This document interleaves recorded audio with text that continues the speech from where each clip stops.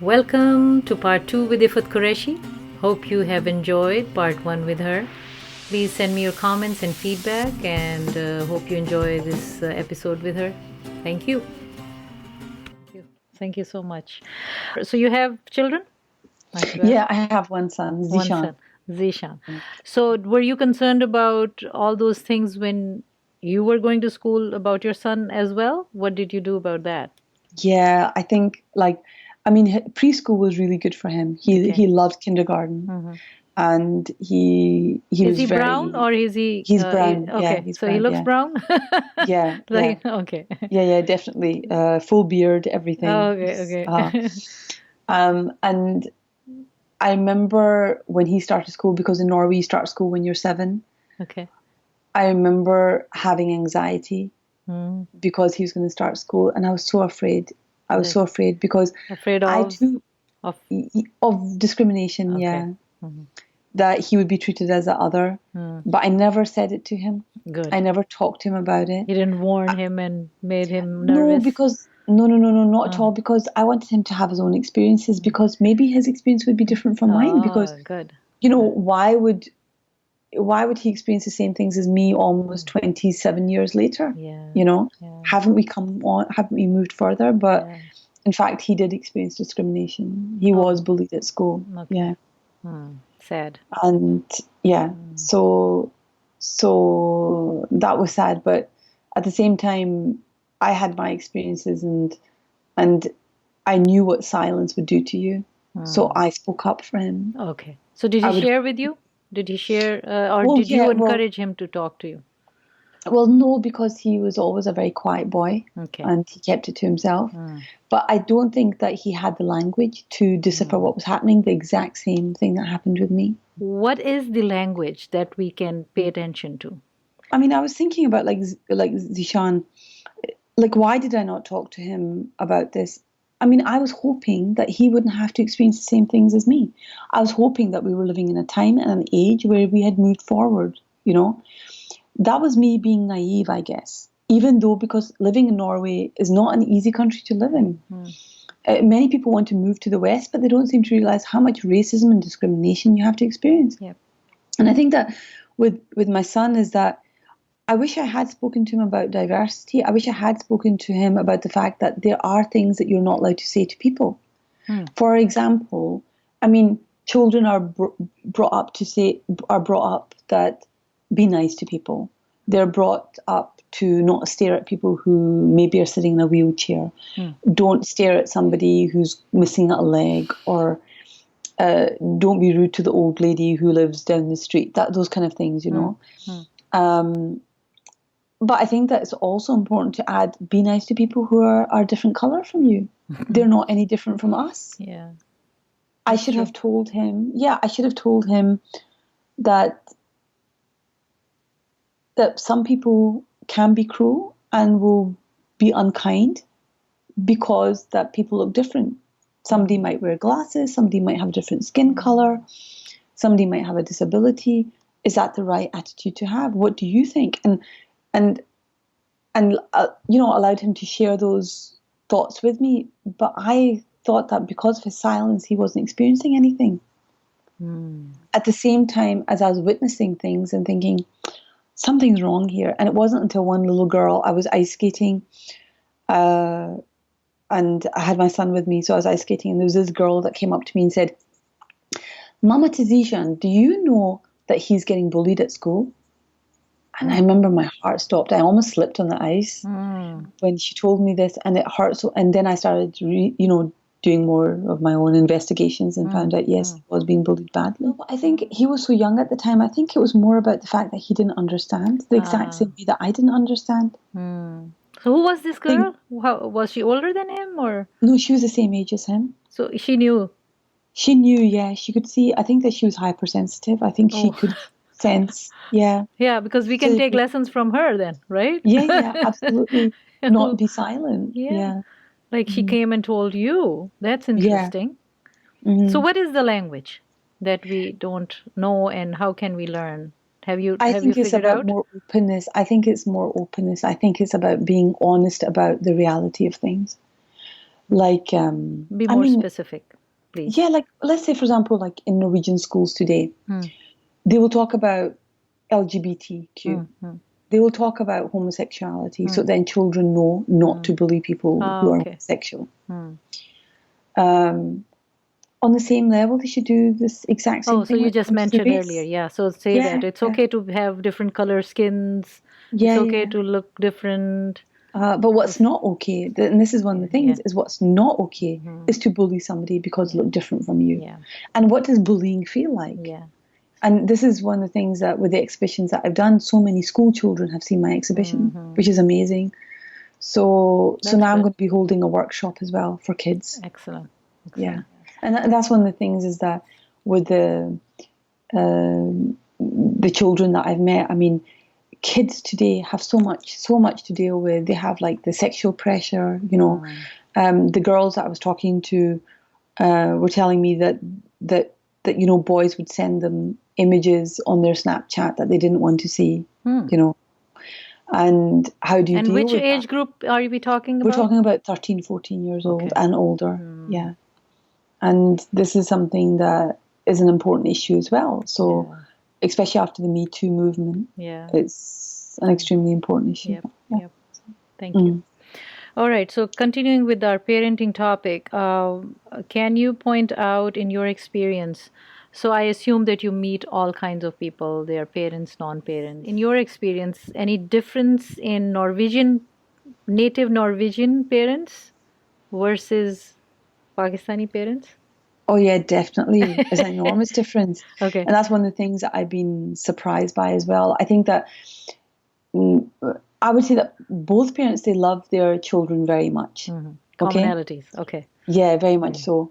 But I sense that Pakistani parents have, it's almost like as though their children are property at the same time.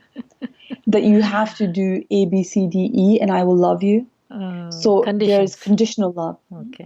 Okay. At the same time as they love their children so much, they will go the ends of earth. That's what they will.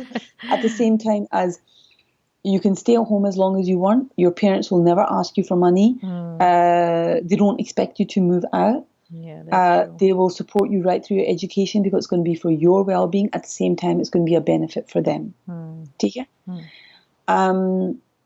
Then comes which is unwritten, is all the expectations of you. Take it. So all these expectations come as well, and it's something that you learn from childhood and up. So conditional love, I think, is a big part of our upbringing, even today. Whereas I find with, let's say, Norwegian parents, they have more of the attitude that their child is not their property. And they will support their child, they will do all these things, but as soon as you're 18, you're out the house. You get, my job is done. Now you're an adult.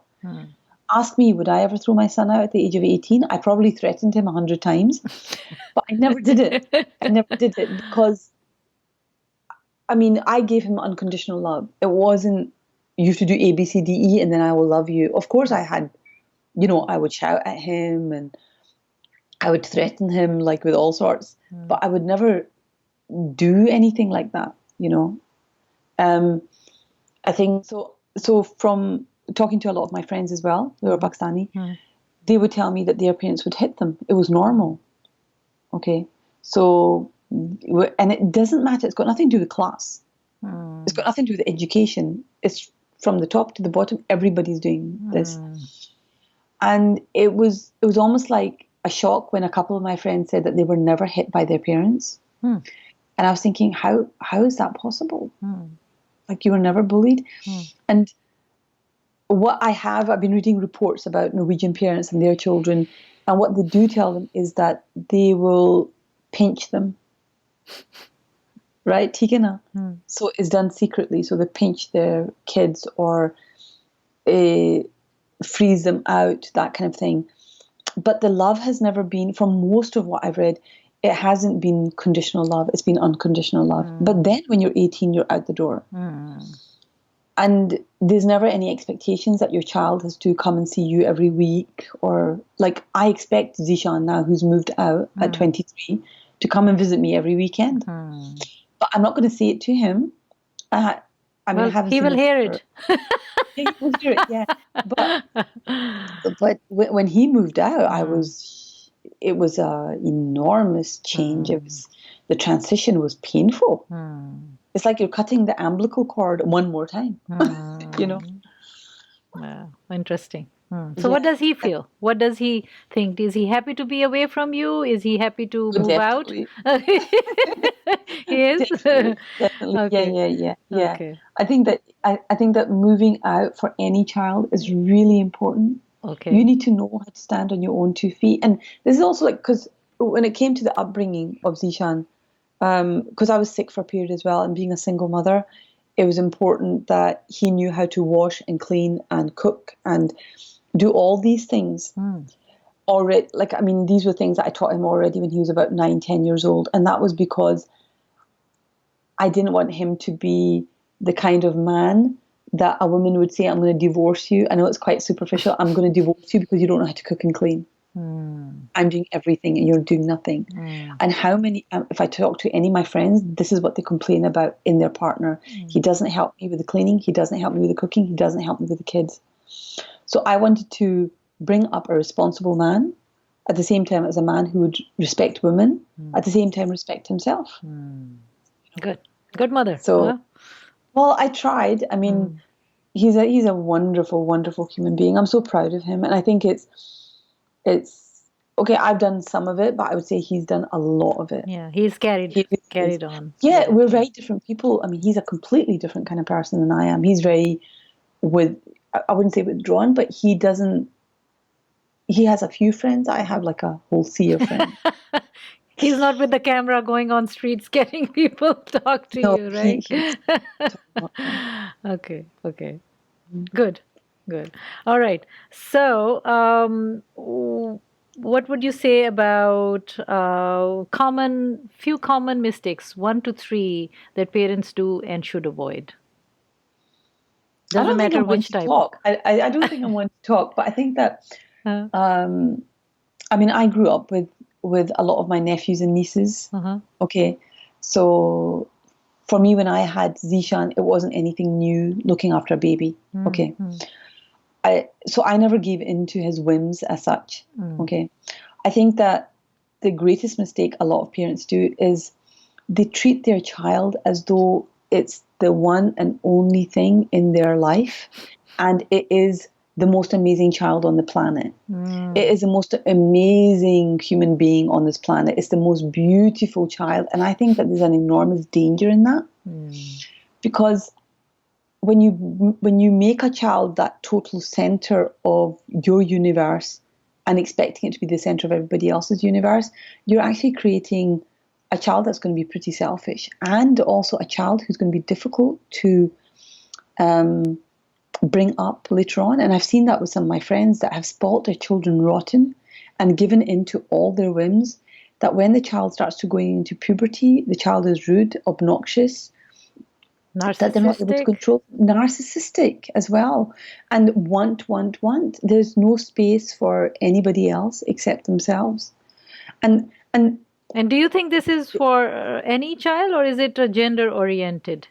No, I think it's for any child. And if I can read something for you, and this is because when I had Zishan, I read this poem, which just blew me away. Actually, just reading that, and I knew it's Khalil Gibran. You probably know this. Yes. Oh, I know which poem you're going to read. On children. Oh, yes, that they're not our property, kind of. That's the right. Bottom line. Your children are not your children.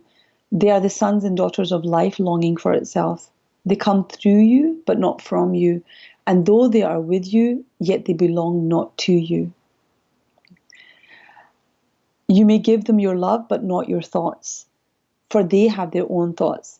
You may house their bodies, but not their souls, for their souls dwell in the house of tomorrow. which you cannot visit, not even in your dreams. And you may strive to be like them, but not seek not to make them like you. For life goes not backward, nor tarries with yesterday. So you are the boughs from which your children are living, arrows are sent forth. And I mean, it's beautiful. Thank you. it is, and it's something that's completely different from what we as Pakistanis are brought up with, you know, that we are brought up with, that we are an extension of our parents. There is no you and me. There is no separation. There is no individuality. You are like this. I think it was really important for me not to impose culture or religion on Zishan. I wanted him to be able to develop, you know, at the same time have respect for Islam, have respect for, you know, the cultural roots, but not have it forced down his throat. Did you give him foundational knowledge? Yeah. Okay. Definitely.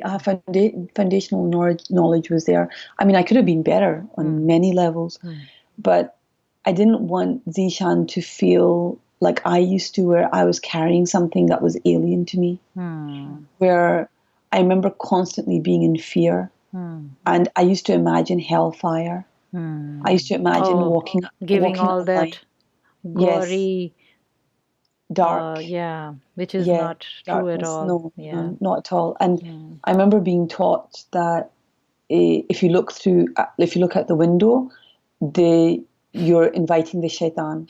And this was from the mosque, not from my mother. It was important for me to teach Zishan that we're all the same. Like, of course, like there's gender differences, but at the same time, a woman has the same rights as you do. You know, there's not going to be any difference there. And So no, go ahead if you have something else. Yeah, I think it's. I think that's one of the positive things that I taught him, and also he was surrounded by so many nice people, like in my life, that came in and replaced aunts and uncles and gave him that family kind of feeling, because I was quite far from my family at the time. And they were important. So he was exposed to both male and female friends of mine. And these people became for me like brothers and sisters. Nice. You see, so, and I remember growing up where we were not allowed to have male friends. Having male friends was a sin. Yeah. So I actually didn't have any male friends until I was 19. And the reason why I think that's really important is that the pressure of that constant pressure of, oh, there's a guy and keep away from him, that actually, you know, put on a scarf on your head, it puts that sexual tension into something which is very innocent. There should have been more trust, I think. And that's something that I gave Zishan. I gave him a lot of trust at the same time as I made him very aware of his responsibilities. Yes. As a boy, and the responsibilities that he has to his friends who are both male or female. That's important. That's very important. One thing that a relationship should have between a mother and a child, doesn't matter. Is there a difference in a daughter and a son, or you don't have a daughter? No, absolutely not. But yeah, I mean, I grew up in a family with 7 daughters. Okay. And I remember people pointing their fingers because my mother didn't give birth to any boys. Oh, wow. Okay. That's very that was quite difficult. Yeah. And remember, I mean, typical. Yeah. Yeah, but at the same time, I grew up in Scotland, right? And Scotland is a patriarchal society. And so is, Pakistani community as well. So there again as well, men prefer to have sons regardless. But with my father, he was very proud of his 7 daughters. Oh, nice. Good. And he would say, like, who are you to question my home? Are you paying for my daughter's education? Are you paying our electricity bills? Are you paying for the food on our table? So keep your mouth shut. So he would take us girls with him to different events where there'd be mostly men sitting. Oh, He okay. would put his daughters at the front row, Hmm. and we would be, sitting there listening to all the poetry in Urdu and all the different events that he had. Oh. When he had demonstrations, he would take us with us. He'd Mm-hmm. take us with him. Mm. So we were very active with him as Mm. children. So, So having a but good relationship with the father makes a big difference for a daughter, I think. I think so. Yeah. I mean, my father he was working a lot, so we Mm. didn't see him as much as we would You have would liked to, like, and there yeah. was enormous stress living in Mm. the UK at that Mm. time, and that's something that our people don't talk about, is the Yes. difficulties that especially men have moving to a country like Europe, in Europe, Mm. because you experience racism, discrimination. Suddenly, your education isn't worth anything, and you're Yeah. starting from scratch. And I mean, in Pakistan, people receive the check. Bessie Milligan. We received money while some relative is living abroad, but they don't know how much that costs, how much blood, sweat, and tears have gone into, and your dignity Mm. living in a European society where you're treated as the other and Mm. treated as third class. That's very important. Yeah. But definitely having a relationship with your father as a daughter is really important, because it also builds up the relationships that you're going to have, or the relationship you're going to have later on in life Yeah. with Yeah. your future husband. Yep. Yep. Mhm. Good. Thank you. Um, what is the future of Muslims in Europe, in your view, at the stage where you are? Any positive hope? Anything that you can say about?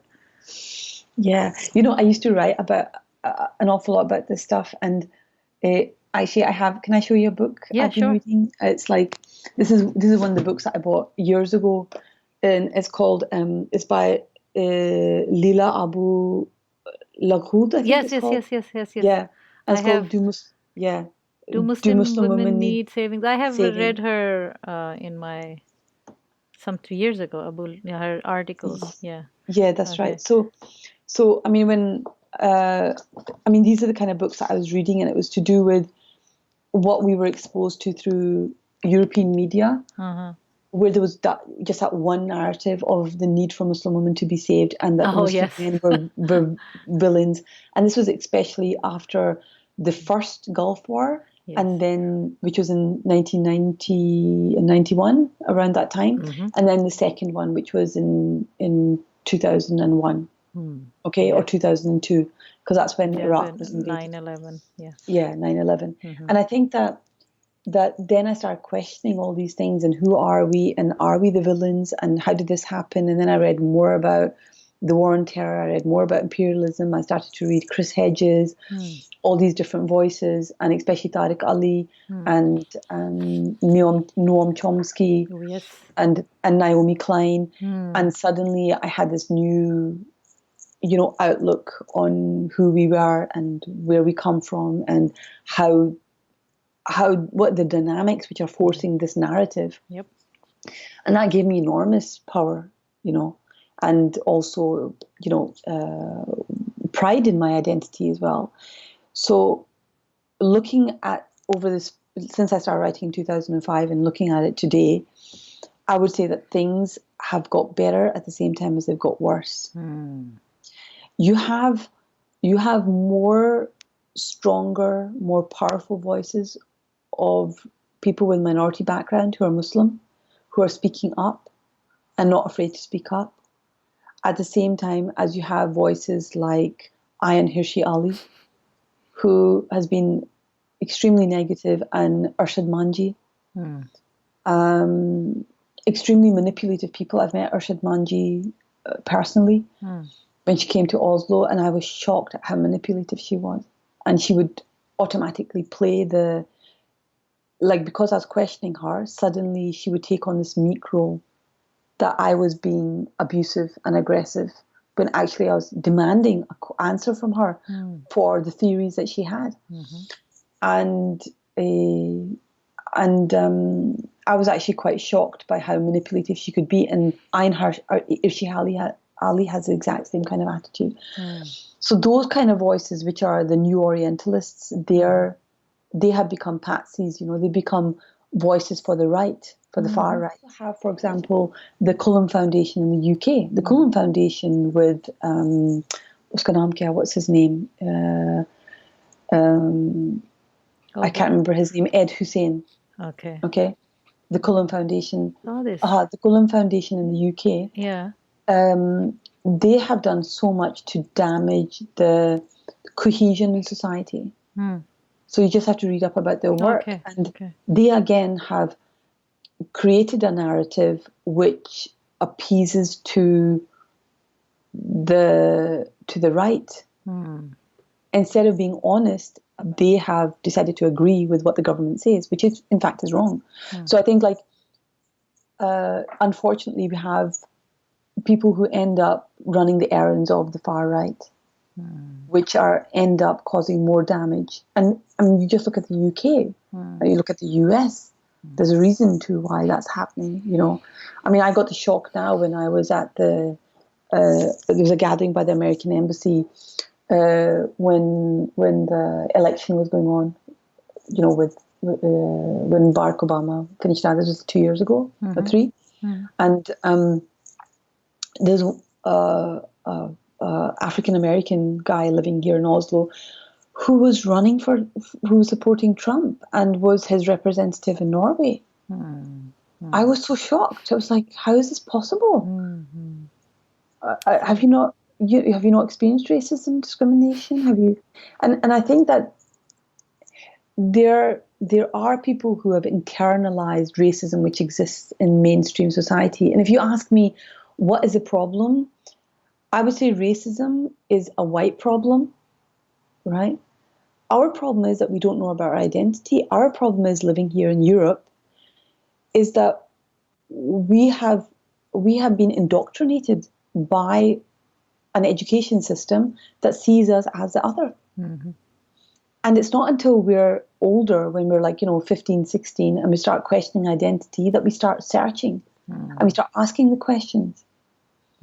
And then we're hungry because the narrative that we've been fed from childhood onwards just hasn't resonated with us. Some people find a space there and manage to survive and end up becoming, for example, this African American guy, a representative for Trump's, agenda. Whereas you've got people like myself and others who refuse, that say, this is wrong. We are more than what you perceive us to be. Very good. Because I remember I wrote an article for Amnesty International, and it was about women. And I decided to write about women in war and the war on terror. But the way to open people's minds to what was happening was to see what the war on terror was doing to American female soldiers, where their bodies were being used to manipulate men in Guantanamo. How derogatory is that? And the psychological trauma that they experienced.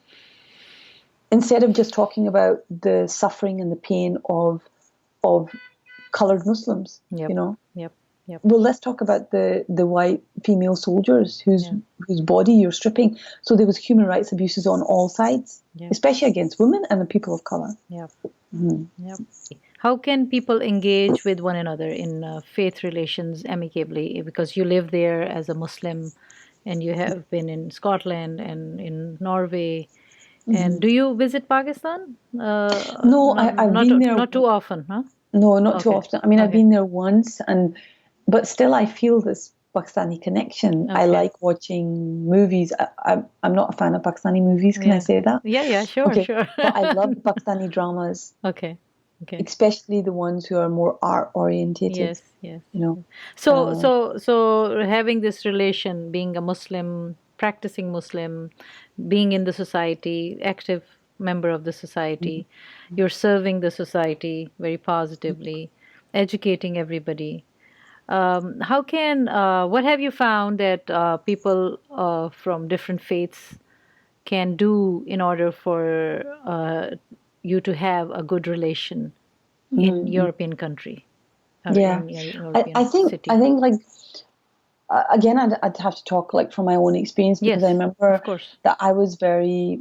I remember, especially with with the enormous pressure after 9/11 attacks in 2001.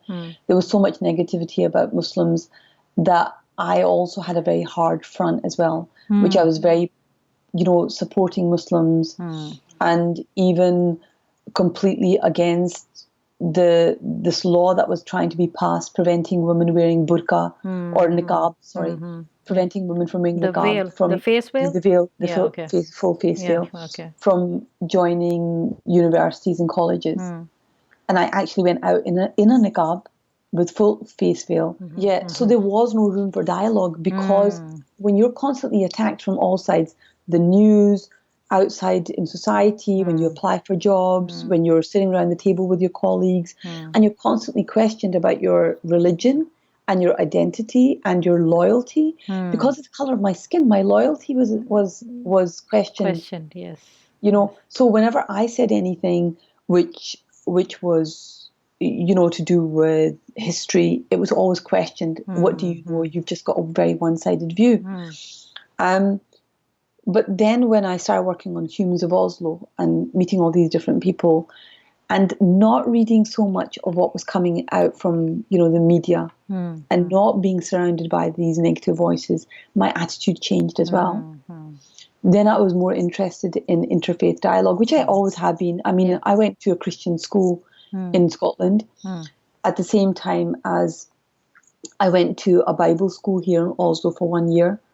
To learn the language because I was too late for me to get into any school, and I learned so much. I mean, there was no fear of me becoming Christian. I was just very interested, So when you went for the protest and all, and wearing the veil and all, so has that view changed now? Like, are you against the veil, or are you whoever wants to wear it, right? Yeah. So my attitude is that if people don't have, and now we're talking about Europe, Tika? Okay. So if people are perfectly fine with seeing somebody with tattoos all over their bodies and piercing and a mohawk, and think that's perfectly fine, what is wrong with a woman who's wearing the niqab? And I think that there's also there's that enormous. I don't know if you remember that France and yes. I think it was especially France, they were preventing a woman from wearing a burkini. Yeah, I know. I think that what people don't seem to realize is that these prisons that they seem to believe that Muslim women are in when they wear the niqab or they wear the hijab, it's not clothes that makes the prisons for us. It's how we categorize people, but also, I mean, I remember I had this conversation with a friend of mine and she was telling me that she'd been sexually abused by her grandfather. Now, she wore a skirt and she was wearing a t-shirt. I mean, nobody's fighting her battle. Yep. And she's the one that needed help. Yep. Oh, yeah. And in Norway, they had these forced checks of Somalian children, girls, to see whether they had been, whether there was any signs of female genital mutilation. Yeah. But again, it's categorizing people based on a belief that you have that they cultural. But at the same time, research shows that when they move to a European country, female genital mutilation stops. Yeah. It no longer exists, you know, that they actually integrate, but at the same time, they don't have the same pressure that they had when they were in Somalia or in Saudi Arabia. Okay. But what about like the young girls, Norwegian white girls who are sexually abused as children? Yep. Who's gonna check them? Yep. Do you know what I mean? So if you're going to do it for one group, do it for everyone because everyone's a target. Yep. So that's my kind of line. And when it comes to the situation for Muslims in Europe, I think it's extremely difficult at the moment. There has been more attacks on mosques. You look at what happened in New Zealand, for example.